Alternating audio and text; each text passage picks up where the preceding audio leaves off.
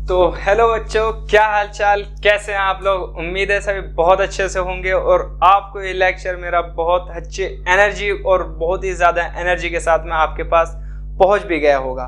ठीक है, जहां हमने अपने क्लास 11th का फर्स्ट चैप्टर शुरू करने वाले हैं, जीव जगत। मतलब क्या है, चलिए, मतलब भी होता रहेगा, मतलब की बातें भी होती रहेंगी, सारी चीजें हमें करनी है। आज बात करते हैं शुरुआत में, जब हमने एक पड़ाव अपना आगे डाल लिया है नया वो पड़ाव क्या है? वो पड़ाव है हमारा 10th से 11th की तरफ मूव करना।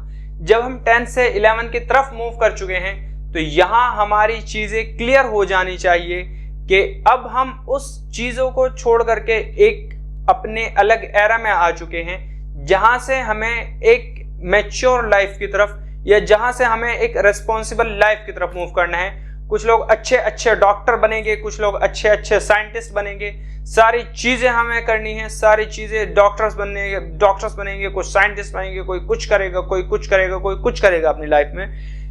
लेकिन जब आप चलेंगे तो चलने के लिए आपके पास क्या होना चाहिए? आपके पास आपके नॉलेज का भंडार होना चाहिए। बिना नॉलेज के, बिना सब्जेक्ट के आप कुछ नहीं कर सकते। तो जिस चीज की शुरुआत हम आज करने जा रहे हैं अपने प्लेटफॉर्म से, अपने पहले चैप्टर जीव जगत के साथ में, तो पढ़ते रहिए, बढ़ते रहिए, साथ साथ में चलते रहिए और शुरू करते हैं अपने चैप्टर। बात आ जाती है जीव जगत की। जीव जगत में सबसे पहला सवाल आपका क्या होना चाहिए? जब आपने कह दिया जीव जगत, तो किस किस चीज के बारे में हम बात करने वाले हैं? तो क्या हम अपने वर्ल्ड के अंदर, क्या हम अपने संसार के अंदर मिलने वाले सभी चीजों के बारे में बात करने वाले हैं? लाइक क्या क्या लिविंग है, क्या नॉन लिविंग है, क्या सजीव है, क्या निर्जीव है, क्या हम सभी के बारे में बात करने वाले हैं? बिल्कुल नहीं। हम सबसे पहले डिफरेंशिएट करेंगे लिविंग को नॉन लिविंग से, यानी सजीव को निर्जीव से डिफरेंशिएट करेंगे। उनके अंदर होने वाली क्या क्या चीजें ऐसी होती हैं जो कि सजीव के अंदर होती हैं और निर्जीव के अंदर नहीं होती, उन चीजों को पढ़ेंगे। चलिए, अपने पेन कॉपी रख दीजिए, सबके सब मेरी तरफ देखिए और देखिए चीजों को कि क्या चीज ऐसी होती हैं जो एक लिविंग को या एक सजीव चीजों को एक निर्जीव चीज से अलग करते हैं। लिविंग चीज यानी सजीव और नॉन लिविंग यानी निर्जीव चीज। ठीक है, चलिए बात करते हैं सजीव और निर्जीव के बारे में। सजीव यानी लिविंग एंड निर्जीव यानी नॉन लिविंग।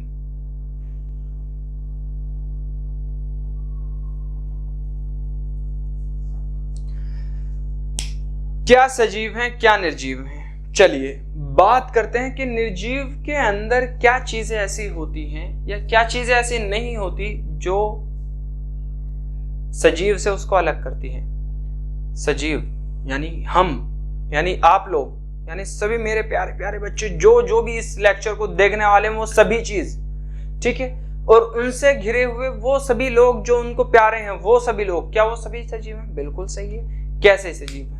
वो सांस ले रहे हैं, वो चल रहे हैं, वो खा रहे हैं, वो पी रहे हैं, वो चीजों को डाइजेस्ट कर रहे हैं, वो पचा रहे हैं, वो अपने सारे जो रिएक्शंस है, जो सारी अपनी नीड है, जो जिंदगी को चलाने वाली नीड्स हैं, वो सभी उनको पूरा कर रहे हैं। ये उनको लिविंग बनाती है, जो कि सारी चीजें हम नॉन लिविंग के अंदर नहीं देखते। क्या नॉन लिविंग खाता है? क्या नॉन लिविंग पीता है? क्या नॉन लिविंग चल करके एक जगह से दूसरी जगह जाता है? क्या ऐसे कभी होता है कि तुमने कचरा अपने घर के बाहर भरा, उसको सोचा कि डब्बे के अंदर रख देता हूँ और चल करके खुद ब खुद जा करके नगर पालिका वाले जो रखा हुआ जो कचरा होता है उस जगह चला जाए?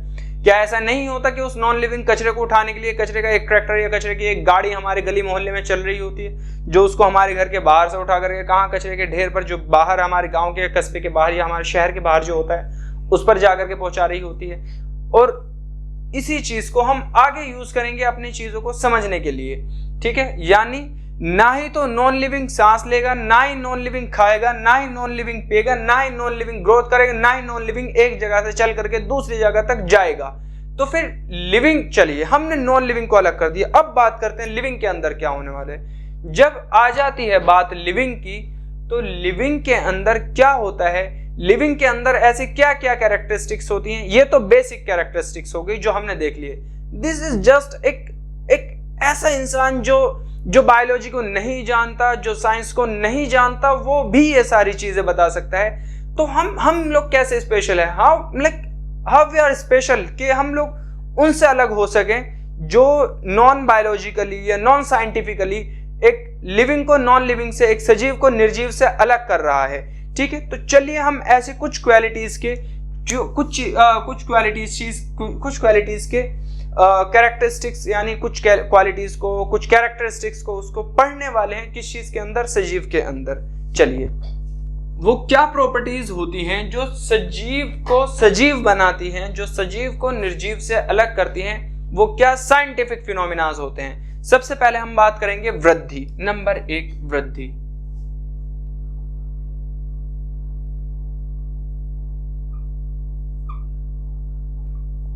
वृद्धि क्या होती है?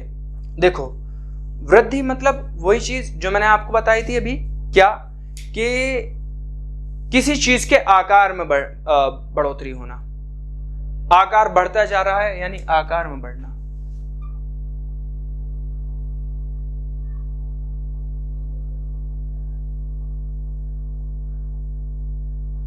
आकार बढ़ता जा रहा है, क्या ये ग्रोथ होगी? कैसे? आकार के अगर बढ़ने को हम ग्रोथ कहते तो हमारे गांव के बाहर जो लगा हुआ मिट्टी का टीला है वो लिविंग होता। मतलब कैसे? मतलब ऐसे कि जो मिट्टी का टीला हमारे गांव, हमारे शहर, हमारे कस्बे के बाहर लगा हुआ है वो अब से 50 साल पहले नहीं था। वो धीरे धीरे मिट्टी के एक जगह होने से और एक जगह मिट्टी पत्थर रोड के जमा होने से वो बना हुआ है। कल को तुम वहां से काट करके उसको हटा दो, उसमें से कोई चीज ऐसी नहीं होगी जो नॉन लिविंग हो जाएगी। यानी जैसी वो आज है वैसी वो कल होगी। ठीक है, वो जो पिछले 50 सालों से वहां बना हुआ था वो वहीं बना हुआ है। यानी ग्रोथ उसके अंदर कैसे हुई? तुमने मिट्टी को डालते गए, चीजों को ऊपर से ऐड करते चले जा रहे हो। यानी जो चीज तुम बाहर से ऐड करके बढ़ा रहे हो वो चीज लिविंग की ग्रोथ नहीं हो सकती। हमने कहा था आकार में बढ़ना, लेकिन आकार में इस तरीके से नहीं कि तुम चीजों के ऊपर से बढ़ाओ। तो यानी अगर चीजों के ऊपर से कर रहे हो तो वृद्धि कैसे होगी? वृद्धि यानी क्या होगा? यानी या तो आंतरिक वृद्धि होनी चाहिए या बाहरी वृद्धि होनी चाहिए, यानी बाह्य वृद्धि हो सकती है। या तो आंतरिक वृद्धि हो या बाह्य यानी एक्सटर्नल ग्रोथ हो या इंटरनल ग्रोथ होनी चाहिए। देखो, इनमें से कौन सी ग्रोथ जो होगी, कौन सी वृद्धि इनमें से ऐसी होगी जो हमारे लिविंग के कैरेक्टरिस्टिक्स को डिफाइन कर रही होगी? अगर हम बात करते हैं एक्सटर्नल ग्रोथ हमने अभी देखी है जस्ट, वो हमारे लिविंग के कैरेक्टरिस्टिक्स को डिफाइन बिल्कुल नहीं कर रही है। तो फिर इंटरनल ग्रोथ, आंतरिक वृद्धि जो होगी, ये एक ऐसी ग्रोथ होती है जो कि एक सजीव के कैरेक्टरिस्टिक्स को डिफाइन कर रही होती है, सजीव के होने वाले कैरेक्टर्स को बता रही होती है, कि सजीव के सजीव होने को बता रही होती है कि ये जो आंतरिक वृद्धि है ये इसके सजीव होने का प्रमाण है। मतलब क्या है? आंतरिक वृद्धि किस चीज की वजह से होती है? आंतरिक वृद्धि का जो कारण होता है ये कोशिका होती है।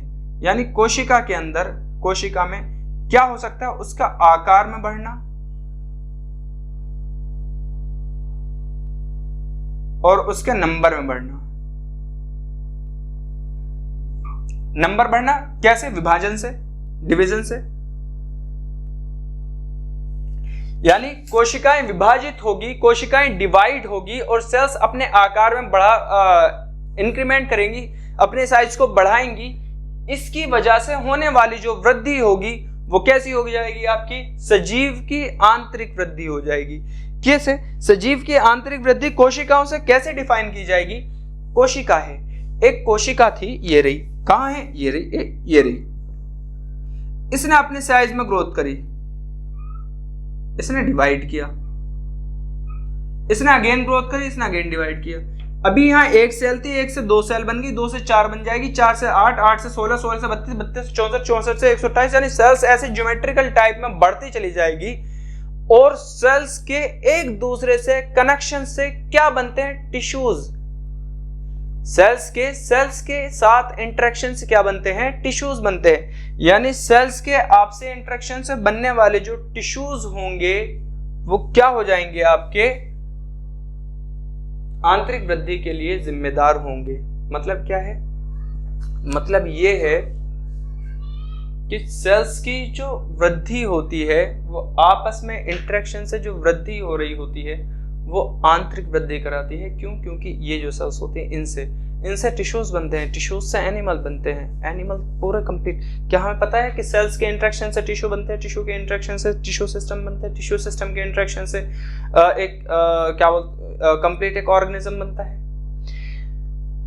जब बच्चा छोटा था तो सेल्स टिश्यूज सब छोटे छोटे थे।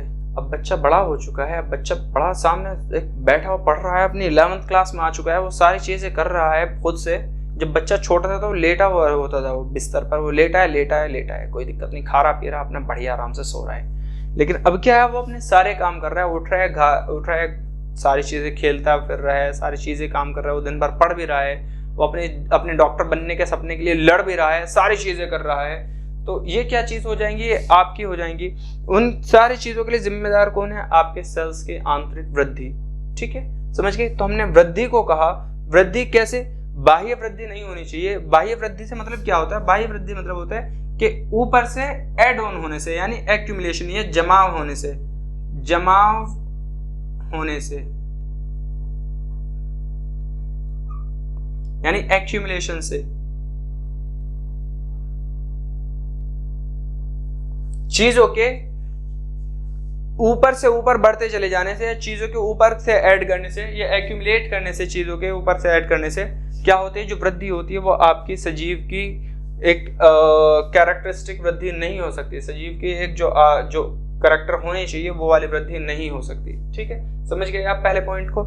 आई थिंक ये चीज अच्छे से आपको समझ आ गई होगी। चलिए बात करते हैं, एक तो आ गया वृद्धि, उसके बाद करते हैं हम दूसरी कैरेक्टरिस्टिक के बारे में। अच्छा, अब मैं बात करता हूं कि क्या वृद्धि पूरी तरीके से सजीव के सजीव होने को डिफाइन कर रही है? नहीं। जब तक आप नहीं कहेंगे कि वृद्धि, लेकिन कौन सी, आंतरिक वृद्धि, तब तक ये सजीव की वृद्धि नहीं हो सकती। तो यानी सजीव के सजीव होने के लिए क्या है, आंतरिक वृद्धि होनी चाहिए। इस वजह से ये एक नॉन डिफाइनिंग प्रॉपर्टीज हो जाएगी इसकी, यानी जो इसको पूरी तरीके से डिफाइन नहीं कर रही है, जो इसको पूरी तरीके से सत्यापित नहीं कर रही है कि ये इसके क्या है, वृद्धि जो हो जाएगा केवल एक सजीव का ही कैरेक्टर होता है, या सजीव का ही लक्षण होता है, अभिलाक्षणिक लक्षण होता है। बात करेंगे दूसरे कैरेक्टर के बारे में, जनन के बारे में या रिप्रोडक्शन के बारे में।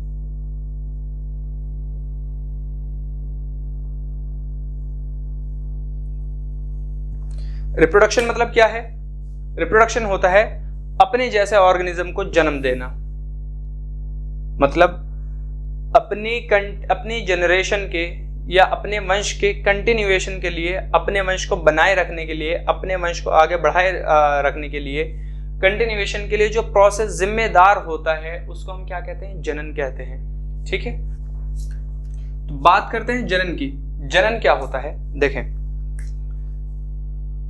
अपनी जनरेशन को आगे बढ़ाने के लिए जीव जनन करते हैं। मतलब क्या हुआ कि अगर जनरेशन को आगे बढ़ाना है किसी सजीव को तो वो जनन करेगा। क्या नॉन लिविंग थिंग या जो निर्जीव चीजें होती हैं क्या वो जनन करती हैं? बिल्कुल नहीं। कैसे हम बात करेंगे? बात करेंगे कि जैसे अगर हम देखने लगे कि हमारे घर के गेट में जो डोर लगा हुआ है वो आज एक है, क्या वो आने वाले 5 साल बाद में वो दो में डिवाइड हो जाए, क्या वो दो डोर बन जाएंगे?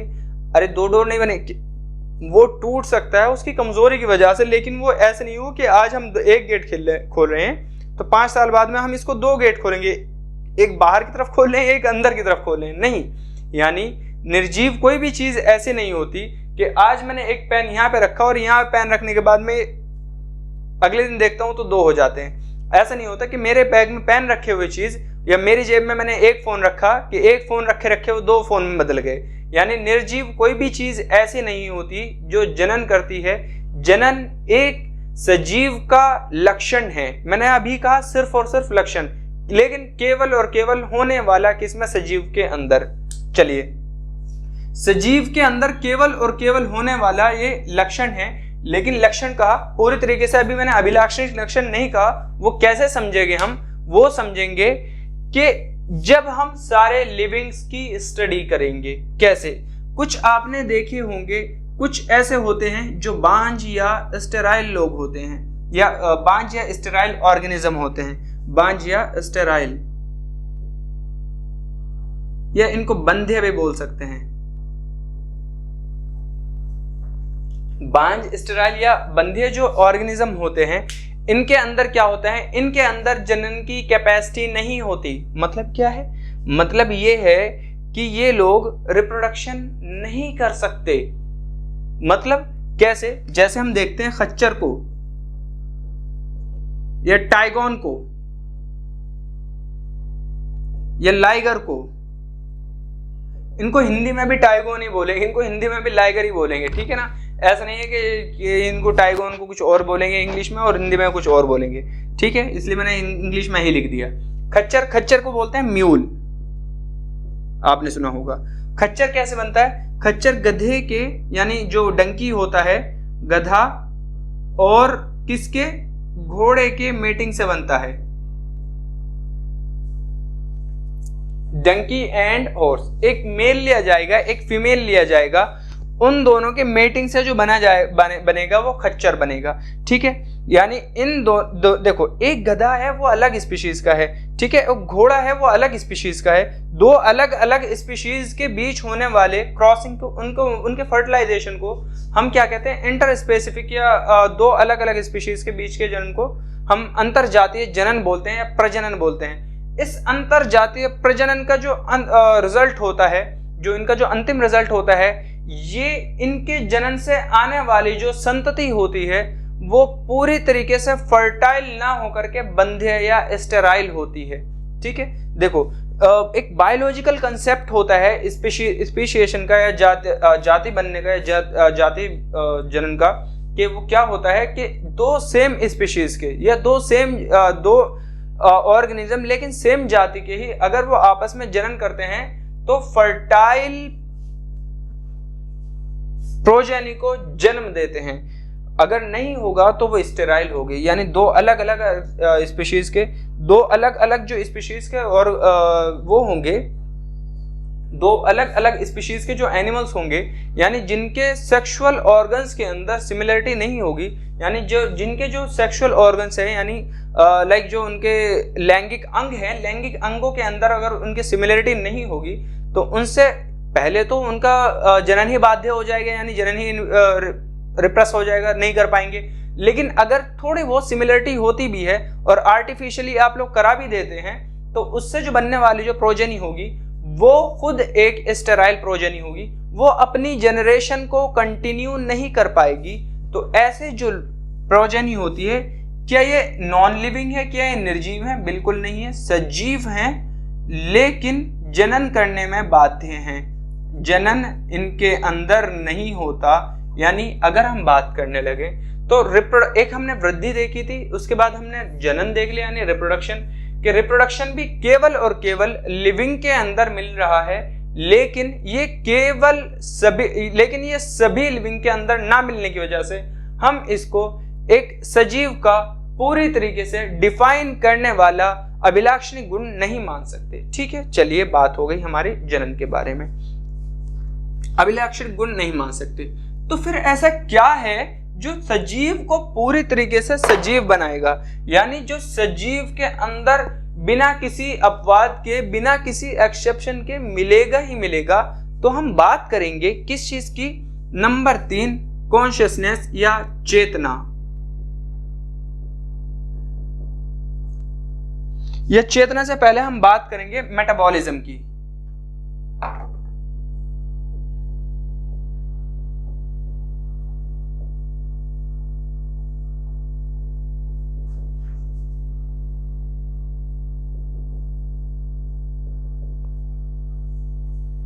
मेटाबॉलिज्म क्या होता है? देखो, मेटाबॉलिज्म होता है कोशिका के अंदर चलने वाली सारी क्रियाएं, मतलब एक कोशिका है, उसके अंदर उसको तुम फूड दे रहे हो, उसको खाना दे रहे हो, तो उसको डाइजेस्ट करेगी और अपने अंदर नए नए प्रोटीन बनाएगी, यानी डिग्रेड भी करेगी, यानी तोड़ेगी भी, यानी कैटाबॉलिज्म भी करेगी, और एनाबॉलिज्म भी करेगी, यानी बनाएगी भी। नए नए चीज को बनाने को क्या बोलते हैं? एनाबॉलिज्म। और उसको खाने को, जो तुमने आपने दिया है उसको खाने के लिए, उसको क्या बोलेंगे हम? उसको ब्रेक डाउन करके छोटे छोटे पार्टिकल्स में, जो ताकि उसके यूज हो सके सेल्स के लिए, उसको एब्जॉर्ब होने लायक उसको बना सके, डाइजेस्ट करे उसको, तो उसको हम क्या बोलते हैं? कैटाबॉलिज्म। तो यानी कैटाबॉलिज्म होना प्लस एनाबॉलिज्म होना, कैटाबॉलिज्म होना प्लस एनाबॉलिज्म होना, इसको हम क्या कहेंगे?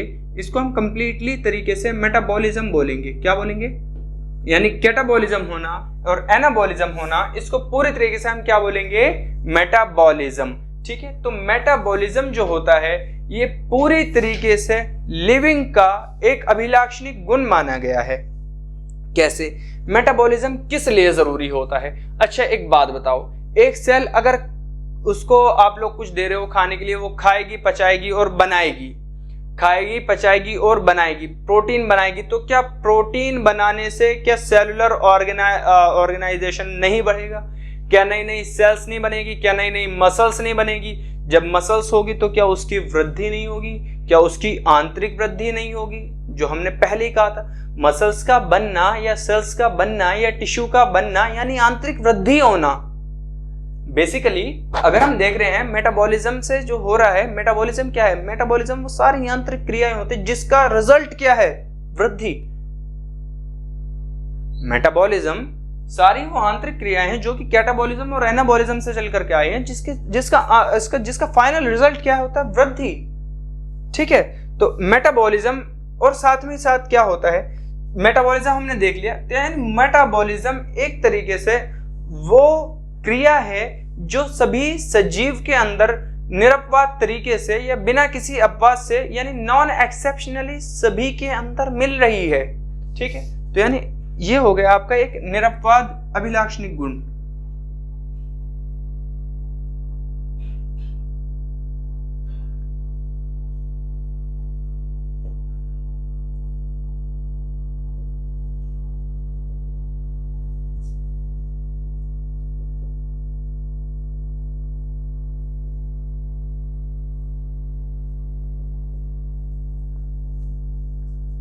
यानी नॉन एक्सेप्शनली यानी निरपवाद तरीके से एक अभिलाक्षणिक गुण माना गया है। चलिए बात करते हैं नेक्स्ट, आपका फोर्थ इज क्या? कॉन्शियसनेस या चेतना।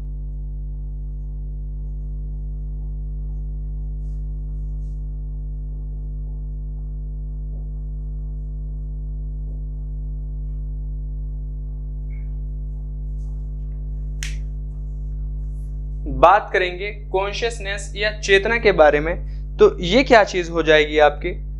कॉन्शियसनेस या चेतना मतलब होता है अपने चारों तरफ मिलने वाले चीजों से उनसे अवगत रहना, यानी इनके स्टिमुलस को जान पहचान करके रखना, यानी इनसे मिलने वाले स्टिमुलस को जानना और उनको रिस्पॉन्ड करना, यानी स्टिमुलस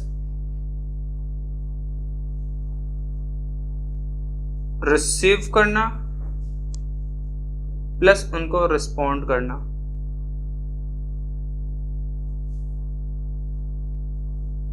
स्टिमुलस रिसीव करना, रिस्पॉन्ड करना मतलब ये आपने स्टिमुलस आपको मिला और आपने उसको रिस्पॉन्स दिया, आपने उसको जवाब दिया, यही क्या होता है आपका? यही आपका कॉन्शियसनेस कहा जाता है। स्टिमुलस कैसे हो सकता है? स्टिमुलस हो सकता है आपका बायोलॉजिकल, फिजिकल, केमिकल, कैसे भी हो, यानी हो सकता है कार्य की तरीके से, यानी कोई फिजिकल हो और आपको कोई केमिकल हो सकता है या कोई बायोलॉजिकल हो सकता है। फिजिकल कैसे हो सकता है? फिजिकल ऐसे मान करके चलो कि जैसे मैं बैठा था और मेरा हाथ किसी गर्म चीज पर लगा और मैंने हाथ से अपना हाथ हटा लिया, फिजिकल स्टिमुलस। टेम्परेचर की वजह से कोई नुकीली चीज थी, उस पर मेरा हाथ रखा और मैंने वहां से हटा लिया, फिजिकल स्टिमुलस, हर्ट किया उसने मुझे। ठीक है, और क्या हो सकता है? कुछ भी ऐसा फिजिकल स्टिमुलस या कोई भी ऐसी चीज जो मुझे नुकसान डायरेक्टली पहुंच रही है और मैं उससे पीछे हट रहा हूं, ये क्या हो जाएगा आपका? Physical stimulus. उसको रिस्पॉन्स भी दे रहा हूं, क्योंकि पीछे हट जा रहा हूं वहां से।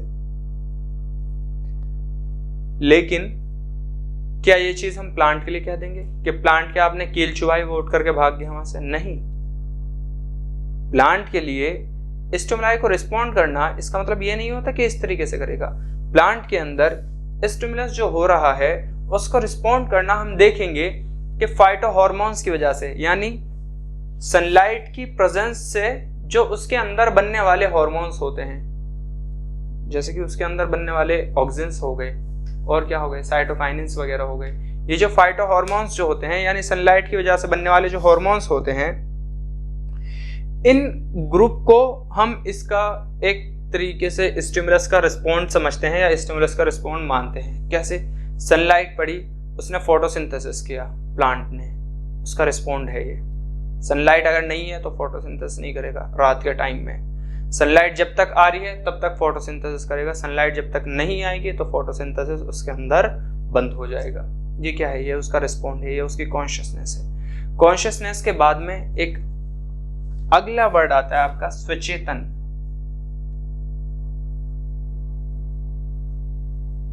यानी सेल्फ कॉन्शियसनेस।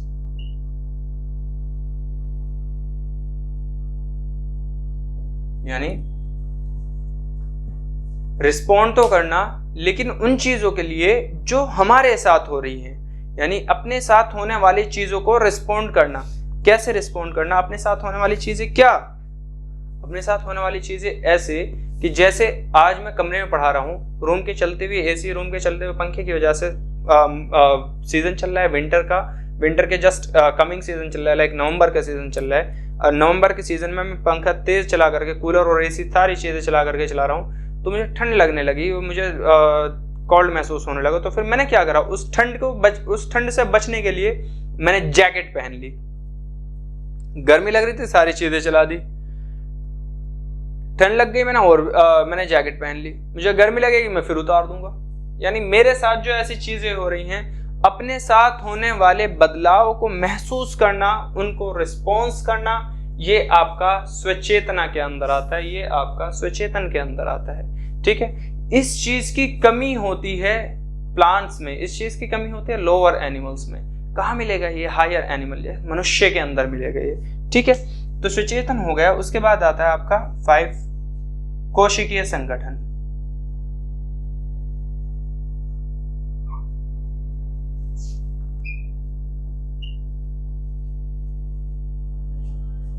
कोशिकीय संगठन मतलब क्या है? कोशिकीय संगठन के बारे में जब हम बात करेंगे तो कोशिकीय संगठन आपका जिम्मेदार है एक कंप्लीट ऑर्गेनिज्म को बनाने के लिए। मतलब क्या है? मतलब ये है कि एक जो ऑर्गेनिज्म बना हुआ है, एक जो सेलुलर ऑर्गेनिज्म, जो एक टिश्यू की वजह से जो एक कंप्लीट ऑर्गेनिज्म जो चलता हुआ सामने आपको पढ़ा रहा है, जो मेरे सामने बच्चे सामने बैठ करके आप लोग पढ़ रहे हो, ये सारे के सारे किससे बने हुए? कोशिका से। यानी आपकी सबसे स्मॉलेस्ट यूनिट, सबसे छोटी यूनिट शरीर की क्या होती है? शरीर की सबसे छोटी यूनिट जो होती है, शरीर की सबसे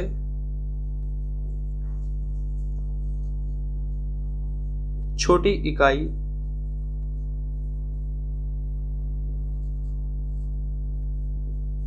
क्या है? कोशिका।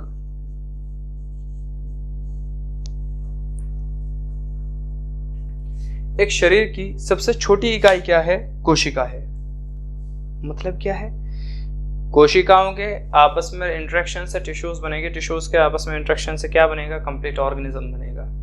यानी कोशिकाओं के अंदर अगर आपस में क्या होगा? इंटरेक्शन नहीं होगा, कोशिकाएं अगर ग्रोथ नहीं दिखाएंगी, कोशिकाओं के अंदर अगर मेटाबॉलिज्म नहीं होगा, तो सारे के सारे ये लिविंग वाले कैरेक्टरिस्टिक्स नहीं होंगे। एक कोशिका के अंदर ही मेटाबॉलिज्म हो रहा है, एक कोशिका ही ग्रोथ शो कर रही है, एक कोशिका ही रिप्रोड्यूस कर रही है। रिप्रोड्यूस कैसे? अपने आप को डिवाइड करके 1 से 2 सेल में डिवाइड हो रही है। ठीक है, और ये सारी चीजें किस चीज की है? लिविंग की कैरेक्टरिस्टिक। एक कोशिका ने ही अपने सारे लिविंग होने के कैरेक्टर्स को बयान कर दिया, अपने ग्रोथ को बयान कर दिया, उसने रिप्रोडक्शन को बयान कर दिया, उसने मेटाबॉलिज्म को बयान कर दिया। यानी एक कोशिका, यानी कोशिका के अंदर मिलने वाले सारे गुण कहीं ना कहीं किस चीज के अंदर है? एक लिविंग ऑर्गेनिज्म के अंदर। तो इसलिए कोशिकीय संगठन जो हो जाता है वो आपका एक सजीव का एक स्पेसिफिक कैरेक्टर हो जाता है। तो देखिए हमने 5 कैरेक्टर पढ़ लिए हैं टोटल। वृद्धि और जनन, जिसको हमने पढ़ा कि वृद्धि कौन सी होनी चाहिए, जब वृद्धि कहने के बाद भी आपको कहना पड़ गया कि आंतरिक वृद्धि होनी चाहिए।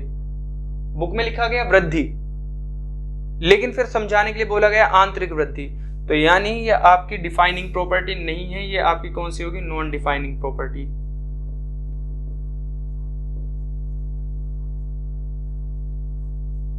ठीक है। जबकि मेटाबॉलिज्म हो गई, कॉन्शियसनेस हो गया और कोशिकीय संगठन, ये आपके बिना किसी एक्सेप्शंस के साथ में सारे के सारे क्या हैं, डिफाइनिंग प्रॉपर्टी हैं।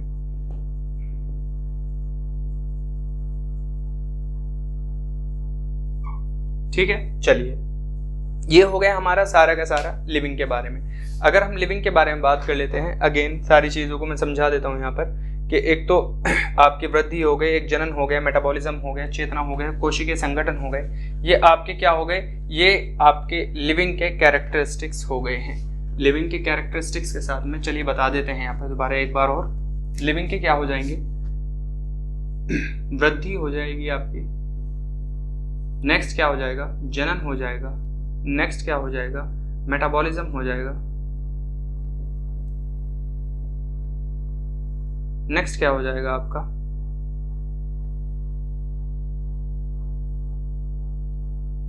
चेतना हो जाएगी, और नेक्स्ट हो जाएगा आपका कोशिकीय संगठन।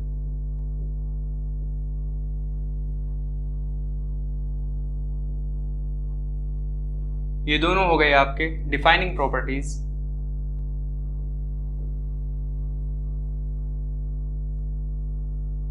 जबकि ये हो गई आपकी नॉन डिफाइनिंग प्रॉपर्टीज।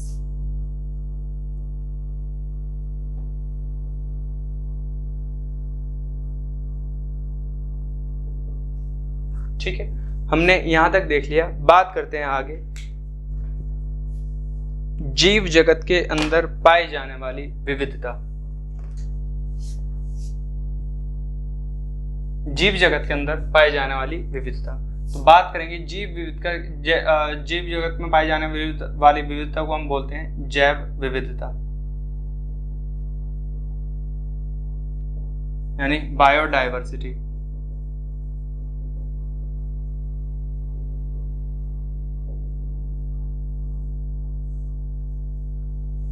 मतलब लिविंग ऑर्गेनिज्म की टोटल क्या डाइवर्सिटी पाई जाती है, इसी को हम क्या कहते हैं, जैव विविधता कहते हैं। मतलब कैसे, आज हम देख रहे हैं अपने चारों तरफ हमें देखने के लिए बहुत सारे अजीब अजीब टाइप के एनिमल्स मिल रहे हैं, बहुत सारे अजीब अजीब टाइप के बर्ड्स मिल रहे हैं, बहुत सारे अजीब अजीब टाइप के प्लांट्स मिल रहे हैं। जैसे अगर हम अपने घर में बैठे हैं तो घर से बाहर निकल करके जा रहे हैं तो वो प्लांट मिले जो हमारे घर में नहीं है, वो एनिमल मिलने शुरू हो गए जो हमारे घर में नहीं थे।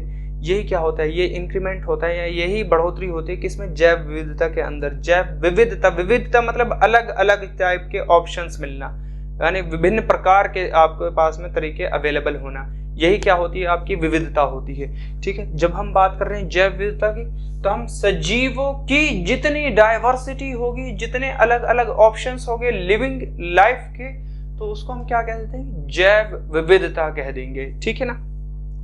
जैव विविधता जब हो जाएगी तो जैव विविधता को हम समझने के लिए कहाँ जाएंगे, समझने के लिए हम चलते हैं, चलो एक जंगल में चलते हैं जो हमारे कस्बे, हमारे शहर, हमारे गांव के बाहर है। हम चले गए वहां पे, जाने के बाद में हमने देखा एक बहुत पुराना घना बड़ा जंगल था जो कि बस समझ जाओ कि ट्रॉपिकल रेन फॉरेस्ट के जैसा था। तो ट्रॉपिकल रेन फॉरेस्ट के जैसे जंगल के अंदर हमने क्या देखा कि एक प्लांट देखा हमने। सबसे पहले हमें नीम दिखा, हमें पता लगा तो हमारे मोहल्ले में भी है। उसके बाद हमने आम का पेड़ देखा, फिर हमें पता लगा तो हमारे चाचा के खेत में भी है। तो ये कोई नए प्लांट नहीं थे। उसके बाद हमने छोटी छोटी ग्रासेस देखनी शुरू कर दी जो कि कुछ वीड्स की फॉर्म में उग रही हैं, जो कुछ हार्मफुल फॉर्म में उग रही हैं, कुछ यूजफुल ग्रासेस की फॉर्म से उग रही हैं। तो ये अलग अलग ऐसी ऐसी चीजें मिलना ही क्या होता है, बायोडाइवर्सिटी कहलाता है। जो हमने आज तक देखा भी नहीं था वो मिल रही है, और अलग अलग फॉर्म्स वो भी मिली जा रही हैं। इन सारी चीजों को बायोडाइवर्सिटी कहते हैं। तो बायोडाइवर्सिटी या जैव विविधता अगर हम कहने लगे तो अभी तक टोटल ज्ञात और वर्णित, अगर हम बात करने लगे ज्ञात एंड वर्णित,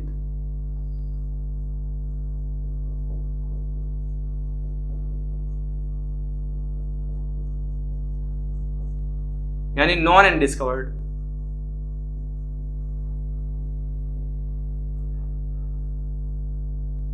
यानी डिस्कवर्ड एंड क्लासिफाइड। यानी अगर अभी तक हम अपनी total discovered and classified biodiversity के बारे में बात करने लगे तो टोटल जो कि discovered and classified and recorded है वो 1.7 से 1.8 मिलियन तक है। हम कह सकते हैं 17 से 18 लाख तक। अगर लाख में बात करने लगे तो 17 से 18 लाख या 1.7 से 1.8 मिलियन तक स्पीशीज ऐसी हैं जो डिस्कवर और उनके नाम वगैरह सब चीजें दे दी गई हैं, उनको क्लासिफाई कर दिया गया है, उनको अलग अलग कैटेगरी में रख दिया गया है। This is classification. लेकिन क्या टोटल बायोडाइवर्सिटी यही है? नहीं। एक साइंटिस्ट हुए आपके रॉबर्ट मेयर, इंपॉर्टेंट बहुत पॉइंट बहुत ज्यादा इंपॉर्टेंट है, बहुत ही ज्यादा नीट में पूछा हुआ पॉइंट है, ध्यान रखना। According to Robert Mayer total biodiversity, जैव विविधता, जो अगर हम बात करते हैं जैव विविधता, टोटल जो एज्यूम्ड है वो 7 to 8 मिलियन है। कितनी है? 7 से 8 मिलियन तक। मतलब कितनी है? 7 से 8 मिलियन टोटल बायोडाइवर्सिटी मानी गई है, जिसमें से केवल अभी तक कितनी हुई है? ये 10 to 15%, 1.7 से 1.8 मिलियन। अगर देखो तो लगभग 10 से 15% में मुश्किल से बैठ पा रहा है इसका ये। ठीक है, यानी जितनी अभी तक इतनी सारी बायोडाइवर्सिटी जिनको हम अभी तक देख भी नहीं पाए, वो केवल 10 से 15% है टोटल बायोडाइवर्सिटी का। मतलब ये है कि अगर डिस्कवर करी जाए तो और बायोडाइवर्सिटी अभी बढ़ेगी ही बढ़ेगी। अगर बायोडाइवर्सिटी को बढ़ाया जाएगा तो उनको नाम दिया जाएगा, उनका कुछ ना कुछ कैरेक्टर्स हो गए उसके बिहाफ पर नाम दिए जाएंगे। अगर हो सकता है कि वो पुरानी के साथ मिलती हुई और हो सकता है कि वो नई कोई स्पीशीज हो तो उसके बिहाफ पर उसको नाम दिया जाएगा।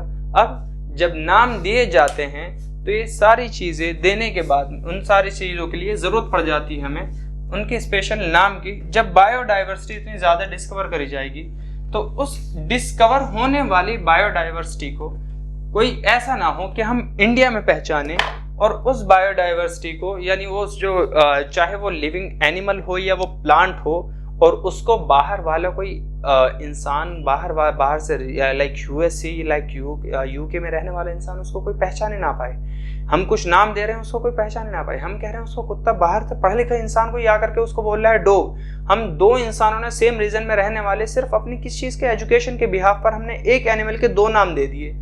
खुद सोचो, जिसके एजुकेशन लेवल बिल्कुल हमसे अलग होगा, क्या वो उसको अलग तीसरा नाम नहीं आकर के देगा? जिसकी मदर टंग, जिसकी मैटरनल लैंग्वेज बिल्कुल अलग होगी, क्या वो उसको अलग नाम से नहीं पुकारेगा?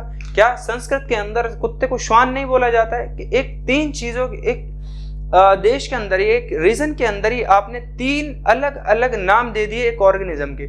खुद सोचो, अगर यही सिस्टम होता तो कितनी कॉम्प्लेक्सिटी हो जाती। एक चीज को तुम रीजन बदलते ही, मान करके चलो कोई जगह ऐसी है जहां पर केवल इनमें से एक लैंग्वेज इस्तेमाल होती है, या कोई ऐसी लैंग्वेज इस्तेमाल होती है जिसको हम नहीं जानते। हम यहाँ से कह रहे हैं कुत्ता कुत्ता, हम कह रहे हैं डॉग डॉग, हम कह रहे हैं श्वान श्वान, वो अगला बंदा पहचान ही नहीं पा रहे कहना क्या चाह रहा है। वो सीधा कह रहा है कहना क्या चाहते हो, तो हम कहना क्या चाहते हैं, हम ये कहना चाहते हैं कि हम कुछ ऐसा बोल दें कि वो हमारे कहे हुए वर्ड को दुनिया में बैठा हुआ हर एक अलग अलग कॉर्नर में बैठा हुआ इंसान समझ जाए। और वो समझने के लिए क्या आता है? वो समझने के लिए समझाते हैं द्विनाम पद्धति। क्या आती है? द्विनाम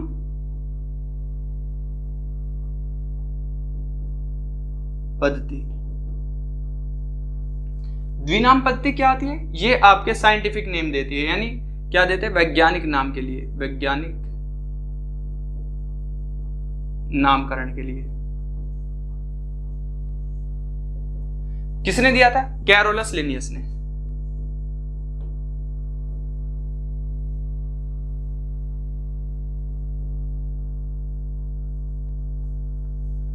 कैरोलस लिनियस ने दी। द्विनाम पद्धति आपकी। चलिए, अब द्विनाम पद्धति देने से पहले इनका नाम हुआ करता था कार्ल वॉन लिन। इन्होंने कहा कि अगर मैं कुछ ऐसी पद्धति देने जा रहा हूं जिसके अनुसार किसी भी ऑर्गेनिज्म के नाम में सिर्फ दो नाम, द्विनाम मतलब ये नहीं कि दो नाम, मतलब ये है कि एक नाम में सिर्फ और सिर्फ दो वर्ड लिखे जाएंगे। मतलब ये है कि अगर किसी का नाम है तो उसमें सिर्फ दो ही वर्ड होंगे, पहला वर्ड और दूसरा वर्ड। पहला वर्ड कुछ अलग स्पेसिफिक उसके डिटेल देगा, दूसरा वर्ड कुछ अलग स्पेसिफिक डिटेल देगा। तो इसलिए उन्होंने सबसे पहले अपने नाम के ऊपर ये इम्प्लीफाई किया, अपने नाम को चेंज किया। उन्होंने कार्ल वॉन लिन को बदल करके क्या लिख लिया, कैरोलस लिनियस। ठीक है, अब लिन ने जब अपने पद्धति दी तो उन्होंने क्या करना शुरू करा, सबसे पहले उन्होंने प्लांट्स के साइंटिफिक नेम दिए। प्लांट्स के जब वैज्ञानिक नाम दिए तो एक किताब था, उनकी जो बुक का नाम था उसका नाम था species plantarum.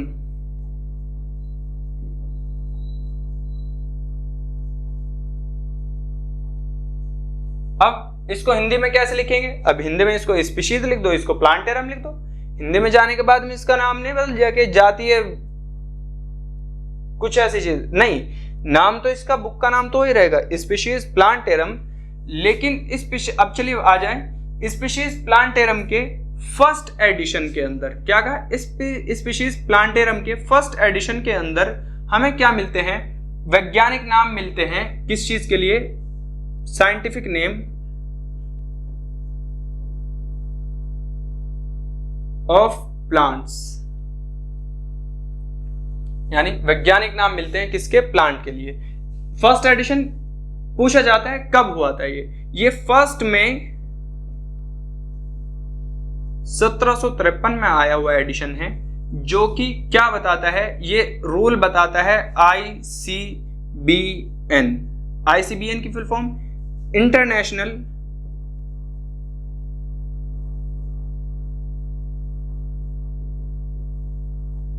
Code of botanical nomenclature.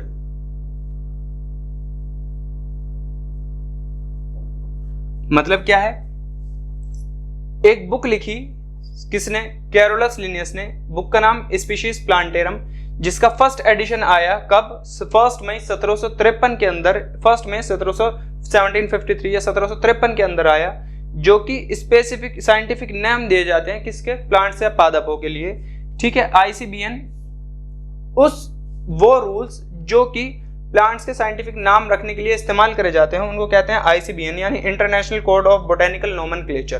ठीक है, next one is your ICZN। Next one आते हैं आपके, चलिए आपने जंतु पादपों के नाम तो रख लिए, अगली पद्धति आपको कोई इस्तेमाल करनी थी, क्योंकि जंतु भी ऑर्गेनिज्म है, जंतु भी आपके आसपास में रह रहे हैं, उनको भी पहचाना जाना है वर्ल्ड वाइडली। तो उनके लिए एक अलग इन्होंने बुक लिखी, बुक का नाम था सिस्टेमा नेचुरी।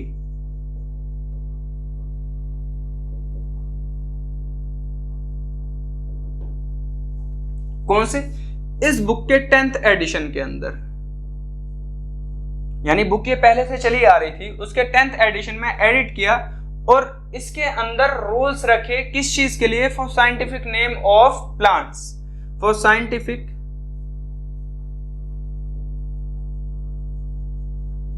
नामकरण या नोमेनक्लेचर ऑफ एनिमल। किसके नामकरण के लिए, साइंटिफिक नामकरण किसका रखा, एनिमल्स के लिए। और उन रूल को नाम क्या दिया गया, उन रूल को नाम दिया ICZN, यानी international code of zoological nomenclature.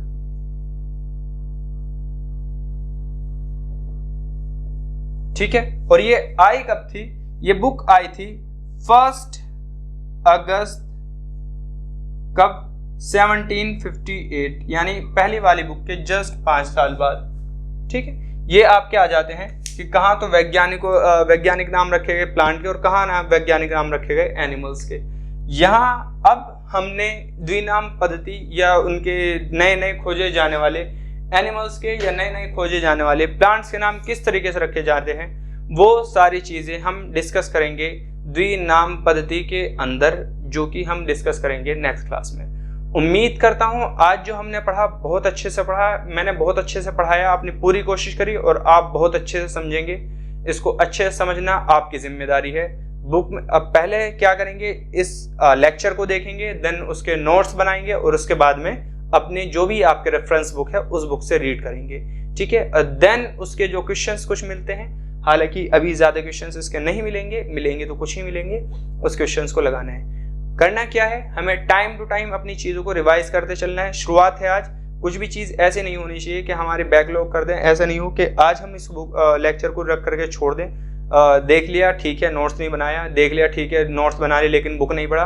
कुछ भी चीज़ बैकलॉग इकट्ठा नहीं करके चलेंगे, डे फर्स्ट से ही टाइम टू टाइम सारी चीज़ें कवर करते चलेंगे। मेरा काम देना, आप लोगों का काम उसको इकट्ठा करना। चलिए, उम्मीद करता हूँ सारी चीज़ें आपके पास बहुत अच्छे से गई होगी। थैंक यू, धन्यवाद।